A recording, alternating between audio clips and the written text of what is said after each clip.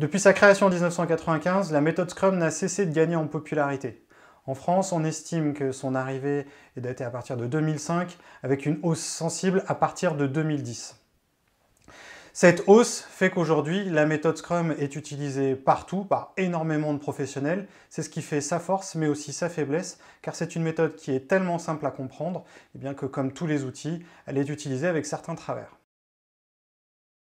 Parmi tous les publics qui se posent la question du passage à Scrum, on retrouve évidemment les populations du domaine de l'informatique, de l'IT en général.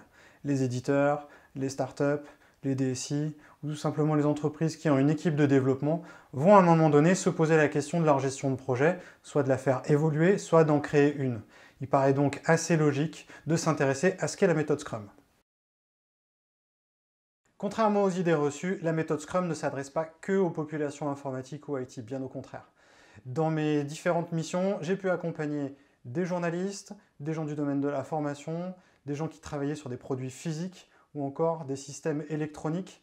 La méthode Scrum n'est qu'une méthode de projet, de production de livrables, pas réservée à l'informatique. À partir du moment où vous avez quelque chose à construire, cette méthode est peut-être une option intéressante pour votre gestion de projet.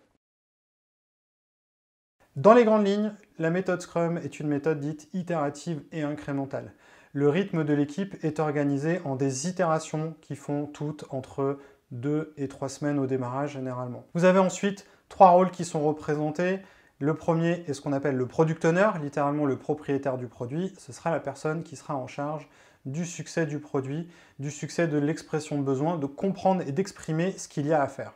Le deuxième rôle, c'est ce qu'on appellera les développeurs, les réalisateurs. Ce sont en fait ceux qui vont avoir l'ingénierie, la technicité, la compétence pour réaliser et produire ce que le product owner aura exprimé. Et puis parce que ce rythme n'est pas forcément évident à garder, nous avons besoin d'un troisième rôle qui s'appellera le Scrum Master, littéralement le maître Scrum. C'est lui qui est le garant et le gardien de la méthode, c'est lui qui va s'assurer que l'équipe progresse et améliore dans la compréhension et la pratique de cette méthode Scrum.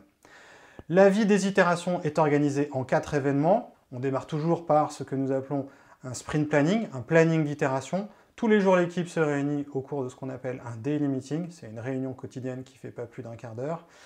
Et les itérations se terminent toujours par une revue d'itération, c'est-à-dire que l'équipe présente tout ce qui est terminé, l'incrément de produit. Et parce que l'apprentissage de Scrum n'est pas forcément quelque chose de simple et d'évident, l'équipe s'oppose dans ce qu'on appelle une rétrospective qui vise à améliorer et à réfléchir le processus de l'équipe au global. Il existe tellement de ressources disponibles au sujet et la maturité sur la pratique et les usages de la méthode Scrum sont tellement nombreux qu'aujourd'hui il paraît assez simple de démarrer en Scrum. Vous allez trouver des dizaines, si ce n'est des centaines de vidéos sur le net, énormément d'ouvrages qui vous expliqueront comment aborder chaque rôle, chaque cérémonie de la méthode Scrum.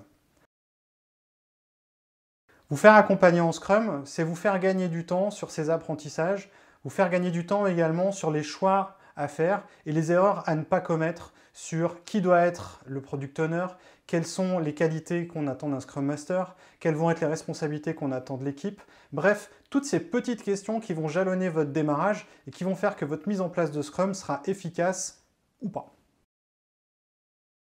Tous les accompagnements Scrum que je propose sont dimensionnés en fonction de la taille de l'équipe, du contexte du projet, de la connaissance et de la maturité de l'équipe sur la méthode Scrum. Généralement, pour une équipe qui démarre, il faut envisager un passage par une formation pour comprendre le vocabulaire, les enjeux, de quoi parlons-nous exactement quand on parle de la méthode Scrum. Ensuite, on aborde généralement le démarrage de la méthode par ce qu'on appelle un kick-off, un lancement, qui va consister à rassembler l'ensemble des membres de l'équipe pour constituer le backlog projet. À partir de là, on va pouvoir poser un premier planning, premier jalon, fixer des premières règles de travail en Scrum en équipe et lancer la première itération.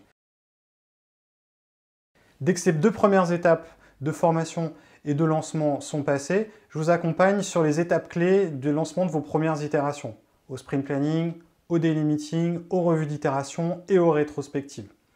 Le contrat que je passe avec vous, c'est de très vite aller sur une situation où vous êtes autonome. L'objectif n'est pas de vous rendre dépendant à l'accompagnement, mais au contraire que vous sachiez comment vous débrouiller seul dans toutes ces situations. Très vite, la relation que nous avons évolue vers ce qu'on appelle du mentoring, c'est-à-dire que je vous présente plus des retours d'expérience pour vous aider à réfléchir, et vers la fin de la mission, on est véritablement sur du coaching, c'est-à-dire que ma mission, c'est de vous poser des questions pour que vous trouviez les réponses à votre environnement, à votre contexte.